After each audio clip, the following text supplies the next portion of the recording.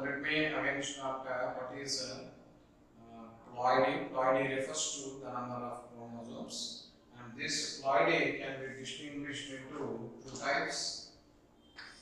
One is ploidy refers to the number of chromosomes. It can be distinguished into two types. One is euploidy and the other is aneuploidy.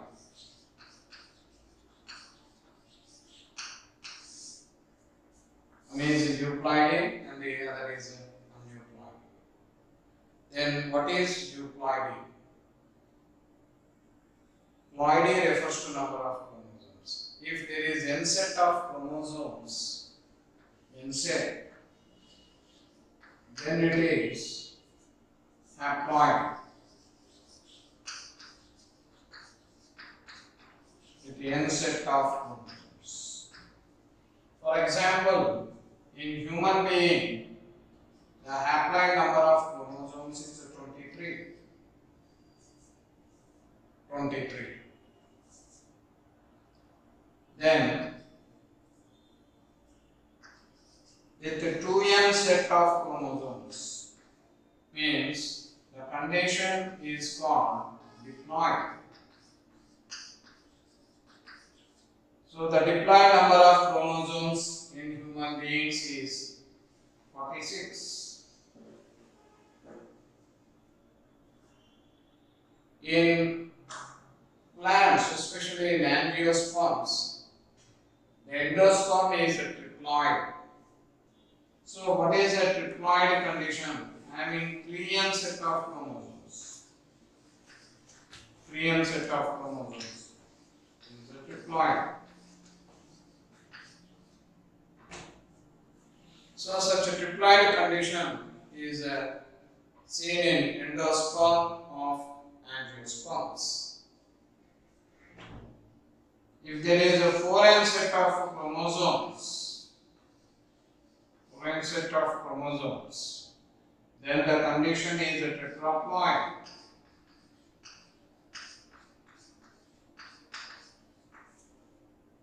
If there is a 5n set of chromosomes, pentaploid.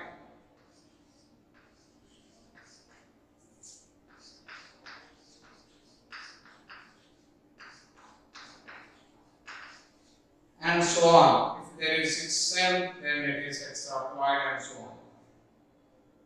So, n set haploid, 2n set diploid, 3n set triploid, 4n set tetraploid, 5n set pentaploid and so on. More than diploid condition is said to be polyploid.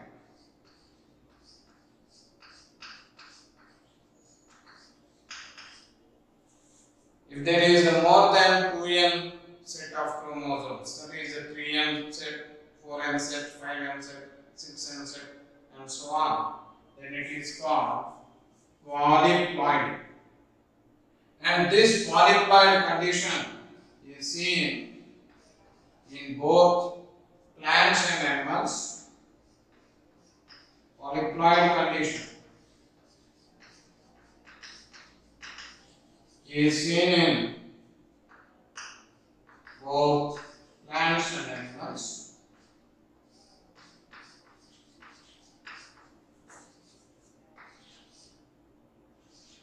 Of course, it is more common in plants and less common in human beings or in animals. The polyploid condition is more common in plants and polyploid condition is less common in animals. And this polyploid can be induced, by treating with a chemical. So what is the chemical used to induce polyploid? This polyploid or polyploid condition It is induced by a chemical called colchicine. It is induced by a chemical called colchicine. And what is this colchicine? And from which plant is this obtained? This colchicine is an alkaloid. It is an alkaloid. An alkaloid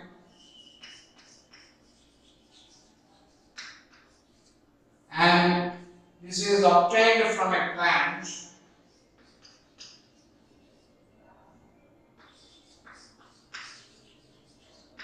colchicinum.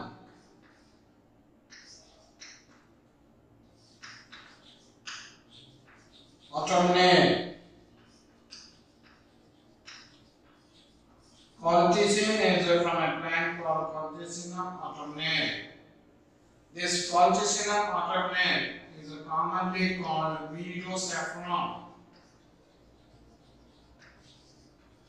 It is commonly called meadow saffron, and it belongs to family Liliaceae.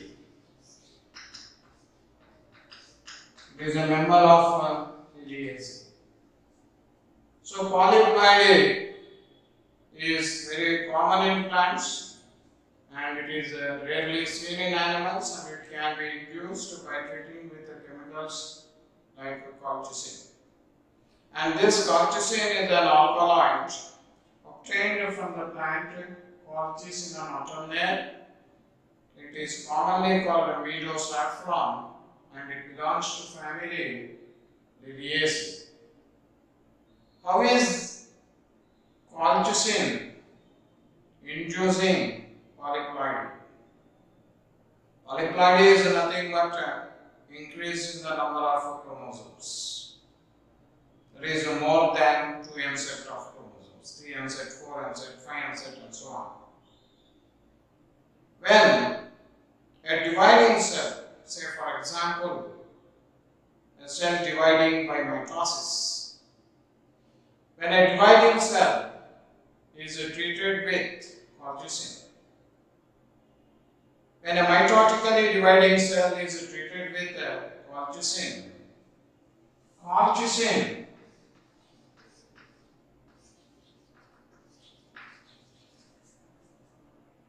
arrests the cell division,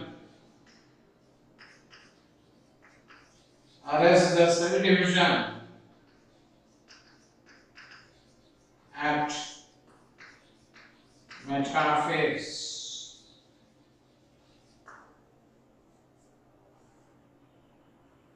In the karyokinesis, let me divide.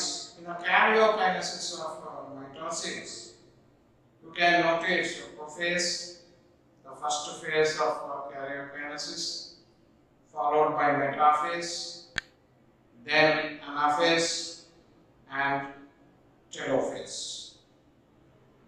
When a dividing cell is treated with colchicine, the cell division is arrested at the metaphase.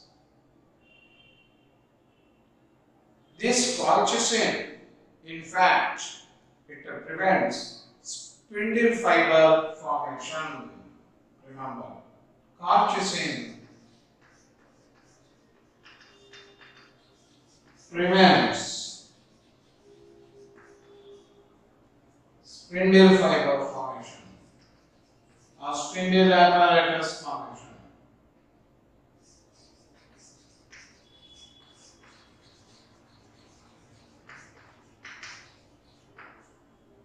So this colchicine, it prevents spindle apparatus formation.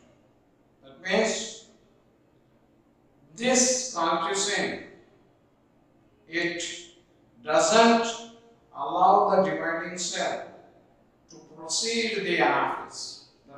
During anaphase, it is very clearly seen the role of the spindle fibers or spindle apparatus in the movement of the chromosomes. That is not seen when a dividing cell is treated with the colchicine. So when a dividing cell is treated with the colchicine, there is no spindle fiber or spindle apparatus formation, and hence there is no anaphasic movement of chromosomes. There is no movement of chromosomes during anaphase. As a result, the number of chromosomes increases and 3M, 4M, 5M, etc. conditions are noticed in the cell. So that is how polyploidy is induced by colchicine. And remember, this is a very important point. So you should understand that N condition, 2N condition, 3N condition, 4N, 5N, 6, and etc. They all come under euploidy. Now we have to understand what is aneuploidy. Now we are going to discuss what is aneuploidy. In aneuploid condition, there is also a change in the number of chromosomes over the diploid set only. This is a very important point. There is a change in the number of chromosomes over the diploid set only, not in terms of the N set. In euploidy, there is change in the number of chromosomes by N set, 2N plus N, 3N. 2N plus N plus N, 4N. 2N plus N plus N, 5N. That means in euploidy, there is increase in the number of chromosomes by N set of chromosomes. But this is not seen in aneuploid condition. In aneuploid condition, there is change in the number of chromosomes over the diploid set. That means 2N represents the diploid set, and there is change in the number of chromosomes. How is this change represented? Either plus 1 or minus 1, plus or minus 1, or double doses of plus or minus 1. One more plus or minus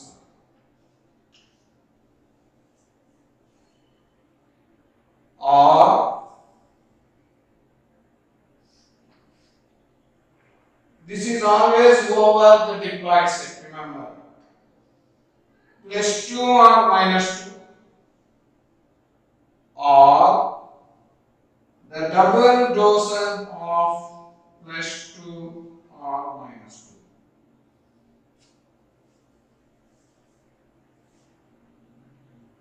2. That means in an aneuploid condition is seen only over the diploid set of chromosomes, and the change in the chromosome number is not by N set, it is by plus or minus 1 or its double doses, or plus or minus 2 or its double doses.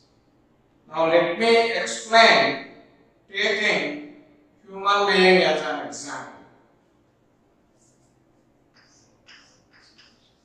Human. In human being, what is the diploid number of chromosomes? The diploid number of chromosomes in human being is 46. 46. The diploid number of chromosomes in human being is 46. Now, I will take human being as an example, and I will write like this. For human being, it is 46. I will put this plus 1. That means we have diploid number of chromosomes and there is one extra chromosome. There is one extra chromosome. Therefore, the total number of chromosomes is 47. 47, and the condition is called trisomy. This is called trisomy. This is a trisomy. For your understanding, I have taken human being as an example. Now, again, the diploid number of chromosomes in 46 is 46, in human being is 46. And there is increase in the number of chromosomes. There is double dose increase in the number of chromosomes. That is 1 plus 1. Say for example, this is only for your understanding. There is an extra third chromosome, extra fourth chromosome, extra third and extra fourth. This is only for your understanding. There is extra third chromosome. We should have every chromosome in pairs in human being. Every chromosome in pairs in human being if the human being is a female. But if the human being is male, the sex chromosomes, they are not paired chromosomes. The sex chromosomes, they are unpaired. For example, in human being there is only one X chromosome, human male, and only one Y chromosome. Whereas in human female, there are 22 pairs of somatic chromosomes. Every chromosome in pair, 22 pairs of somatic chromosomes, and one pair of X chromosomes. That means in human female, all the chromosomes are paired. But in human male, 22 pairs of somatic chromosomes are seen, and there is a pair of sex chromosomes, X and Y. There is only one X and there is only one Y. Therefore, sex chromosomes in human male, though XY, there are no double doses of X, there are no double doses of Y. But in human female, there is double dose of X chromosome. So in human being, there is a diploid set of chromosomes, and over the diploid set, there are two chromosomes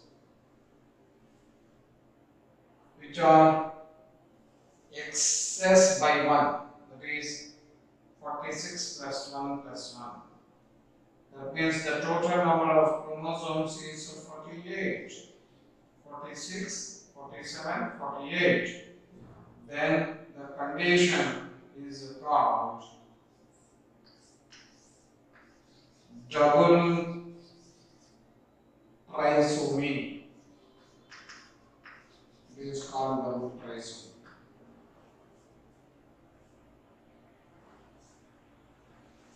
Now again, in human being, the diploid number of chromosomes is 46. Suppose the sixth chromosome, we should have every somatic chromosome in pairs. The sixth chromosome should be 2 in human being. Should be 2. But there are 4 sixth chromosomes. 4 sixth chromosomes. That means 46 chromosomes plus 2 extra sixth chromosome. 2 extra sixth chromosome. That means even this, in this case also, the number of chromosomes is 48. Here there is 1/4 chromosome, 1/5 chromosome. This is only for your understanding. 1/4 and 1/5. In this case, 2 extra sixth chromosomes. So here the number of chromosomes is 48. Now the condition is called tetrasomic condition. Tetrasomy.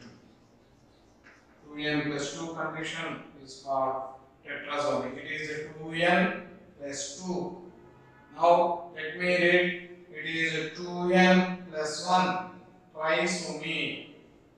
2n plus 1 plus 1 double trisomy. 2n plus 2, that is tetrasomy. 2n plus 2 is a tetrasomy. Now you can give the answer. It is 46, that is replied. 2n plus 2, sixth chromosome, exceed by 2.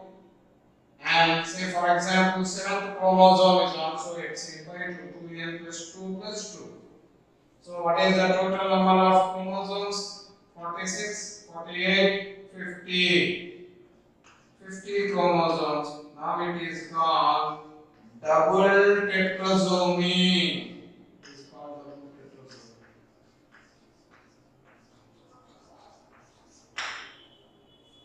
So if it is 2n plus 1, let me repeat. 2n plus 1, it is trisomy. 2n plus 1 plus 1, it is double trisomy. 2n plus 2, it is tetrasomy.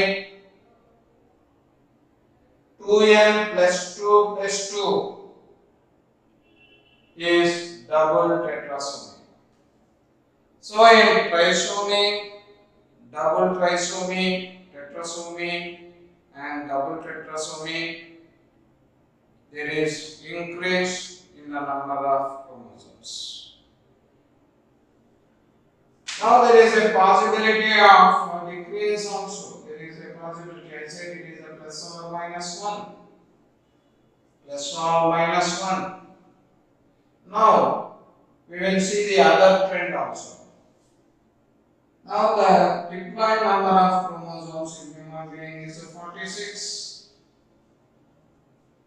Say for example, out of the 46 chromosomes, one chromosome is a deficient. One chromosome is a deficit or one chromosome is less. Therefore, the total number of chromosomes is 45. That is 2n minus 1 condition. Now, the condition is called monosomy. It is called monosomy. Monosomic condition. It is a 2n minus 1 condition. Suppose I say it is a 2n, that is 46 minus 1 minus 1. Minus 1 minus 1. Then the number of chromosomes is 44. 44 is the number of chromosomes. Now it is called double monosomy. Double monosomy.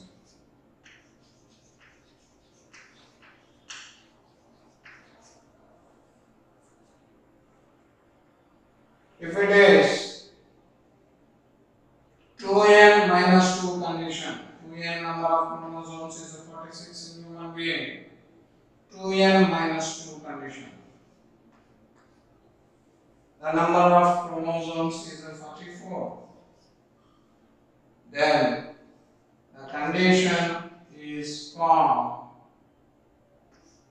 nullisomy. Nullisomy. The condition is a nullisomic condition, 2n minus 2 condition. If it is 46 minus 2 minus 2, what is 46 minus 2 minus 2? 46 minus 2 is 44, 44 minus 2 is 42. So, it is 42. Then it is called double nullisomy.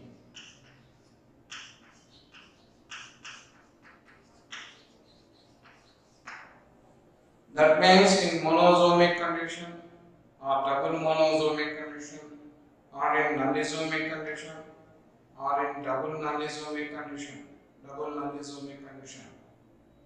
the number of chromosomes get reduced. Whereas in trisomic condition or double trisomic condition or tetrasomic condition or double tetrasomic condition, the number of chromosomes get increased. I hope you have understood the difference between euploidy and aneuploidy. Suppose I put a question. A Drosophila has 8 chromosomes. A Drosophila has 8 chromosomes. How many chromosomes does it have in nullisomic condition? I repeat the question. The question is, the Drosophila has 8 chromosomes.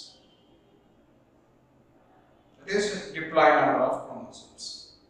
How many chromosomes are present in its nullisomic condition? So, when a Drosophila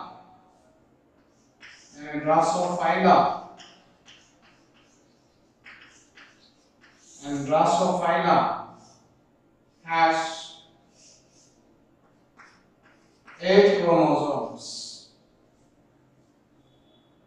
How many chromosomes are present in this Drosophila in nullisomic condition? What is a nullisomy? Nullisomy is 2n minus 2. That is 8 minus 2. That is equal to 6.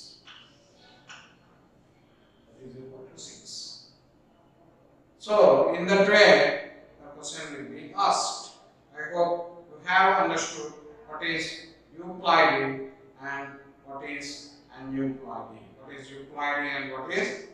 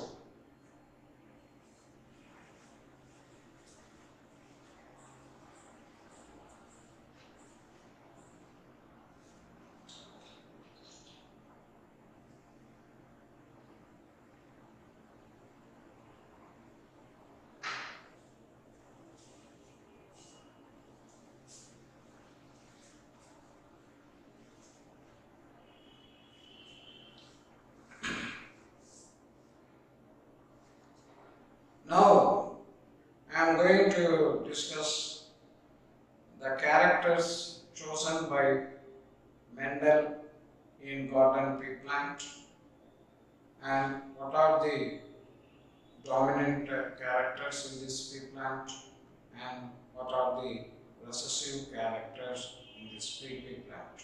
So let me explain this in the form of a table.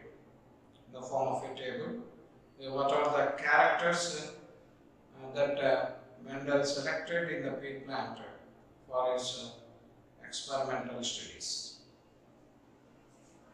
The name of the plant is garden pea plant. Plant is garden pea plant.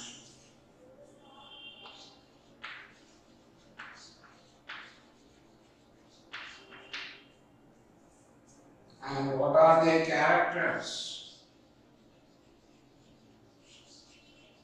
that are selected by Mendel in this plant? And what are the traits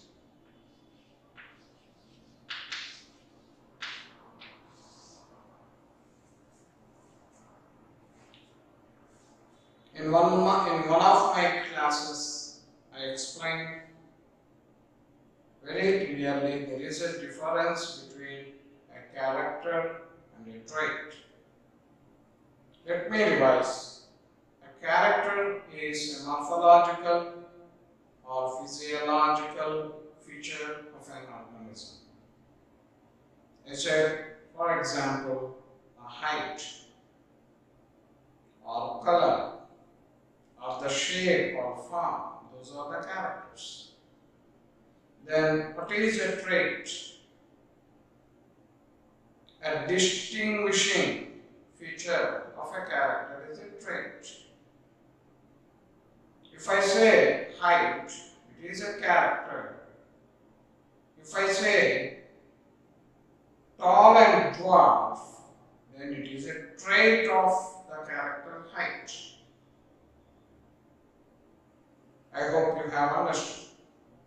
So, Mendel selected 7 characters in the pea plant. And what are those characters? The characters are the height,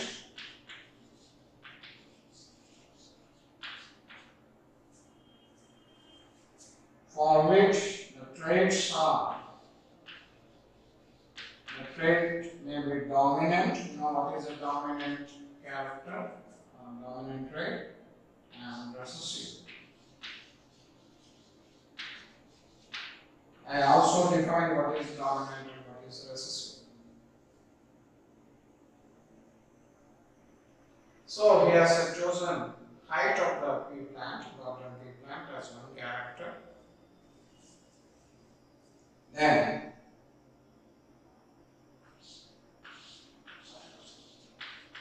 position of flower.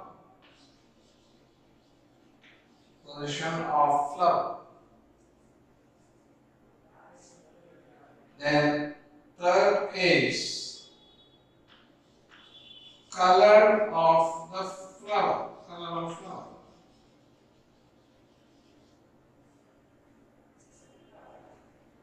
Then fourth character is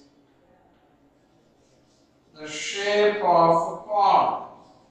Pod is fruit. Remember, pod is fruit. Shape of pod. Then fifth is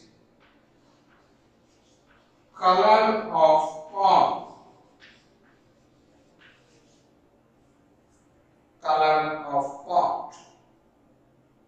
And sixth is shape of seed,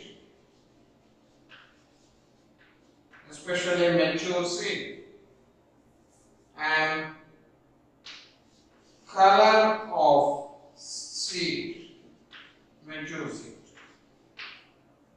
So these are the characters selected by Mendel in garden pea plant.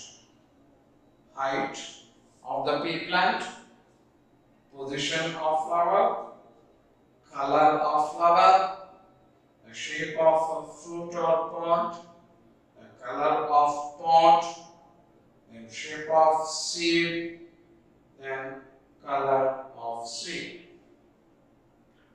what are the traits for these characters? What are the traits for height? What are the traits for height? The pea plant may be tall, or it may be short or dwarf. Tall or dwarf.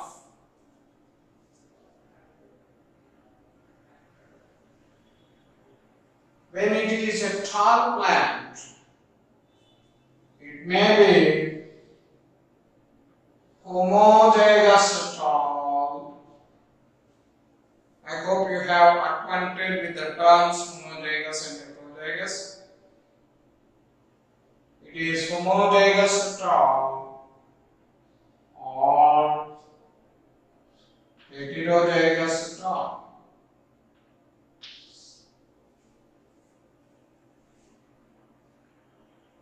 If it is a recessive trait, the recessive trait is always expressed in homozygous condition. Therefore, it is represented as a small t for dwarf.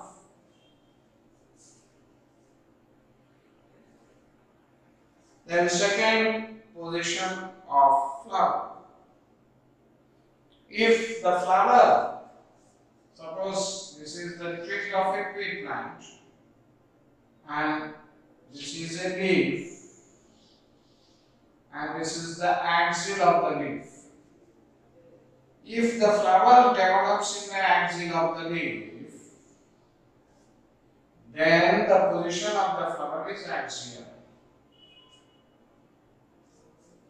If the flower develops at the terminal portion of the twig here, then it is a terminal flower. This is a terminal flower and this is axial flower. I said if the flower develops in the axil of the leaf, it is axial flower, so the position of the flower is axial. If the flower develops at the terminal end of the twig, then it is called terminal flower. We can notice in the pea plants, in some pea plants the flower is axial and in some pea plants the flower is terminal. But axial flower is dominant over terminal. That means, regarding the position of the flower, the dominant trait is axial. Axial. It may be homozygous axial flower or heterozygous axial flower. Still it is axial. Homozygous axial, dominant character, or heterozygous axial. Whereas the terminal flower is recessive and it is represented as small a. It is expressed in homozygous condition. So, regarding the position of flower, axial flower is a dominant over terminal. Tall pea plant is a dominant over dwarf pea plant. Then, regarding the color of the flower,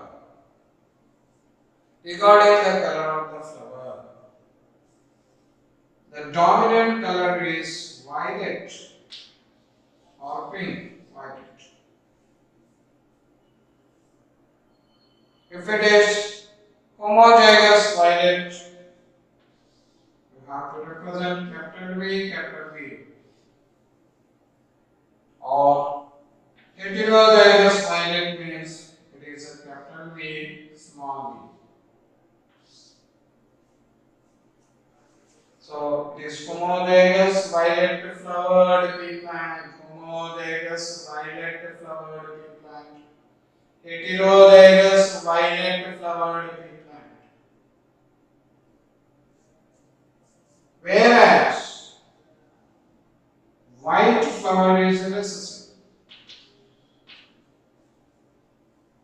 So violet flower condition is a dominant character or trait, whereas a white flower condition is a recessive trait, and it is represented as a small v, small v.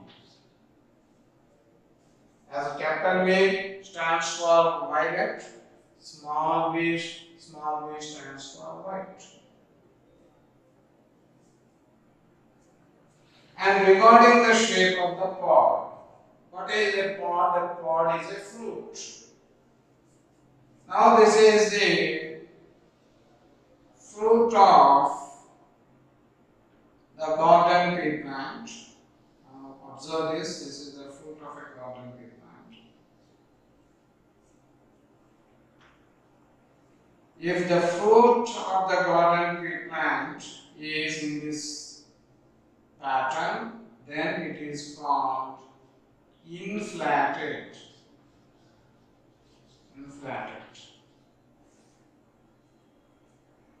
If the fruit of a garden pea plant is like this,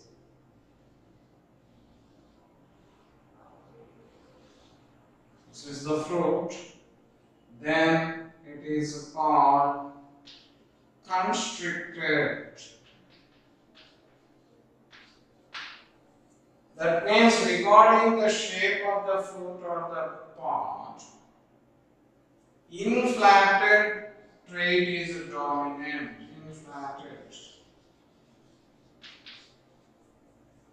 Inflated trait is dominant. This is inflated condition of the pod. Therefore, it may be homozygous inflated, capital I, or heterozygous inflated, capital I small. Capital I small. Whereas the constricted pod is the recessive trait. Constricted pod is the recessive trait, which is represented as a small I. Which is represented as a small I. So, inflated pod is a dominant feature, and constricted pod is a recessive feature. Then regarding the color of the pod.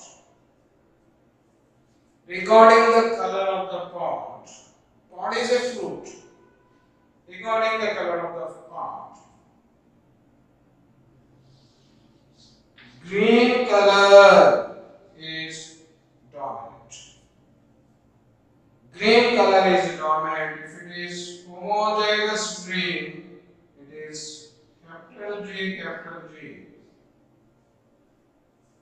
Or if it is heterozygous green pod, it is capital G small. If it is homozygous green, it is capital G. If it is heterozygous green, it is a capital G small. Still it is, if it is in heterozygous condition, it is green color. This green colored pod is dominant over yellow colored pod. Therefore, yellow color is recessive here.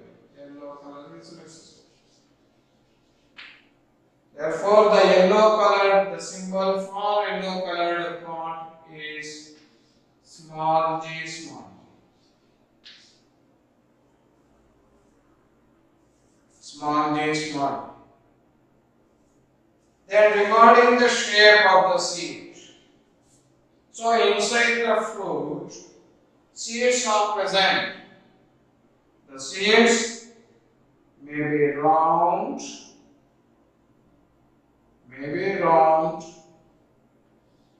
These round seeds are dominant, or they may be wrinkled. These are wrinkled seeds.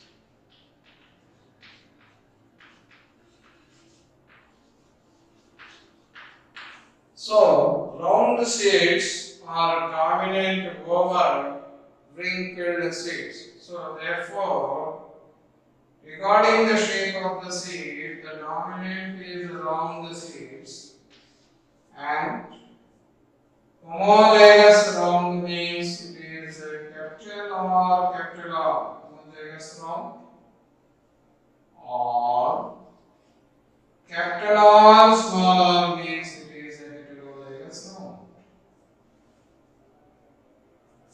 This round colored seed is dominant over wrinkled seeds. Therefore, wrinkled seed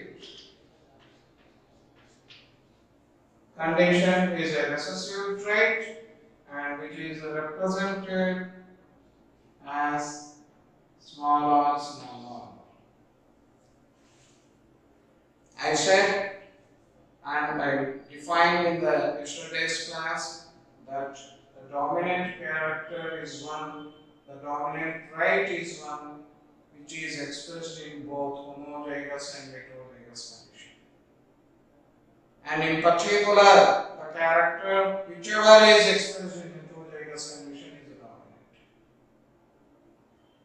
And the character which is expressed in homologous condition only, but not in heterologous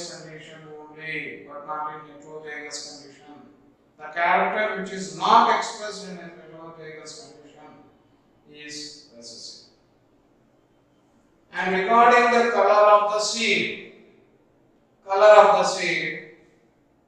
the yellow colored seeds are dominant, remember.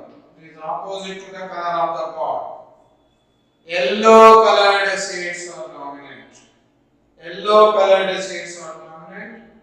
Homologous yellow colored seeds means it is capital Y.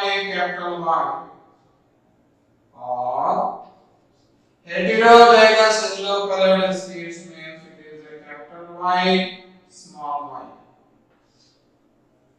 Capital Y, small y. These yellow colored seeds is dominant over green colored seeds. This is opposite to the color of the pod. So the yellow colored seed is dominant over green colored seeds,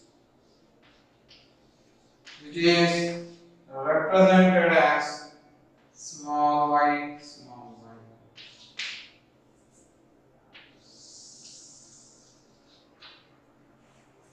So these are the 7 characters chosen by Mendel in pea plant for his experiment, and these are the characters and the traits of those characters.